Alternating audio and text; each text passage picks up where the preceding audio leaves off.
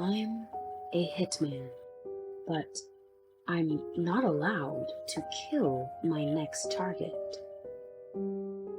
Michael Zinsky wasn't my usual type of client. He wasn't a spurned lover looking for revenge, or a murderer looking to snuff out the witnesses to his crime, or a husband hungry for his wife's insurance policy. He was just an ordinary guy looking out for his sister.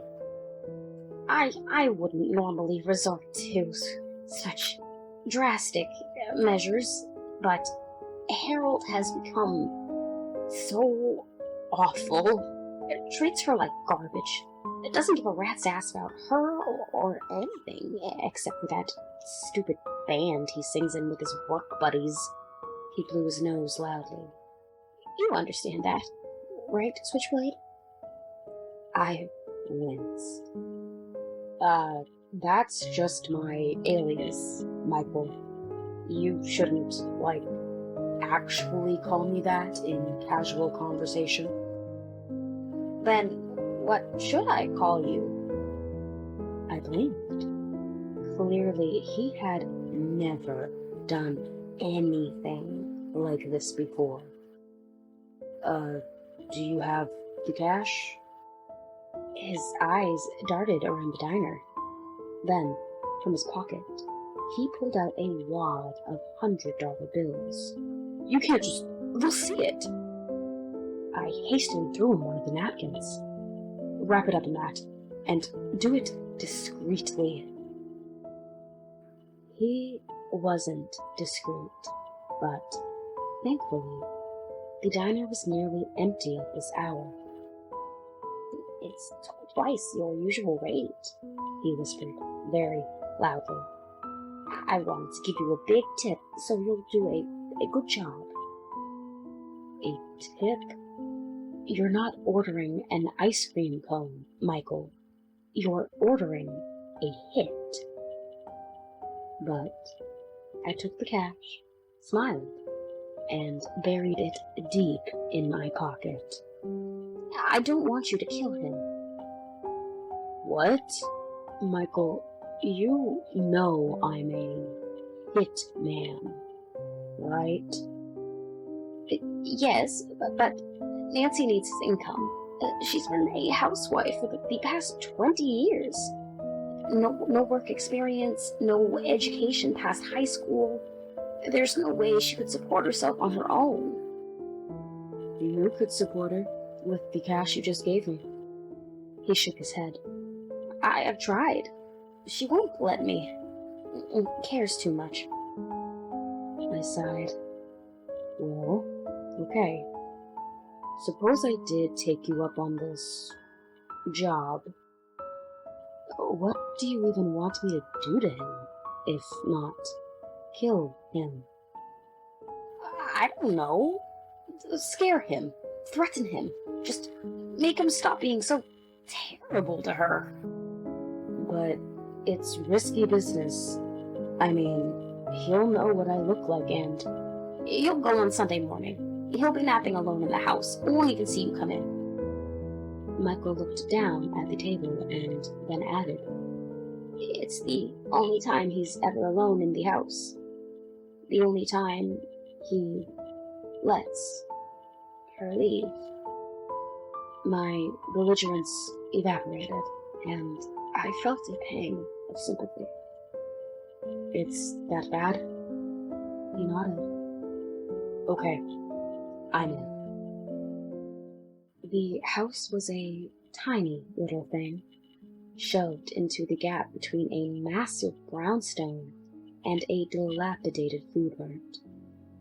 It would be a challenge to do it without any witnesses. Good. I like a challenge. I snuck through the backyard, creatively using the various bushes and fencing to hide from onlookers. I then stepped into the open window, like Michael told me to. The knife was heavy in my hands. I turned left at the kitchen and crept into the living room.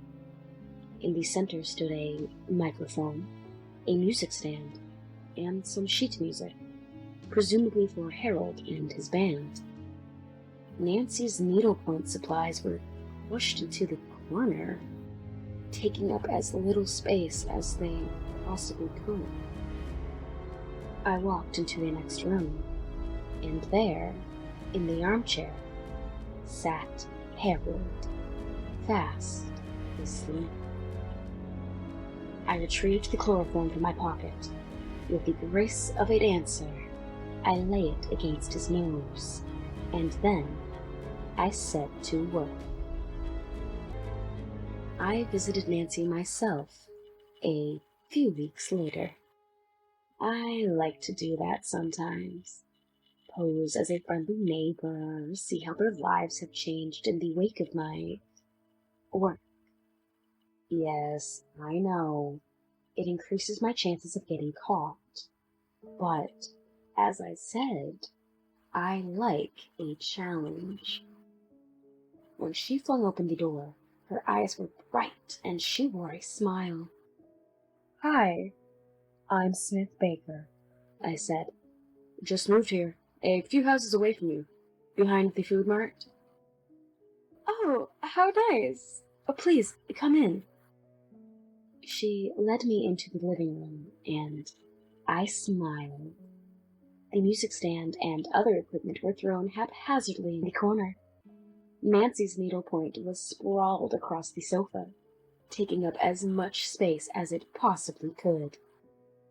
"Smith, this is my husband, Harold." He just stared at me, still, silent, pale. And then he started shaking wildly, clawing at the raw, red mark across his throat. "Oh, sorry, I should explain." She sat down, with a small smile. "He's not trying to be rude, it's just that, well, he had an accident a few weeks ago, and now he can't speak, I'm afraid." She patted his arm comfortingly as he clung to her. Or seemed, unfortunately. An accident that mysteriously cut his vocal cords and left the rest of him untouched. I could see Harold's hands shaking, his lip trembling. I wonder if he was thinking about the first thing I said to him when the chloroform wore off. "If you don't treat Nancy right, I'll slit your throat again, and next time, you'll lose more than just your voice." I smiled at Harold. "Would you like a cookie?" I asked, holding out the tray. "I baked them myself,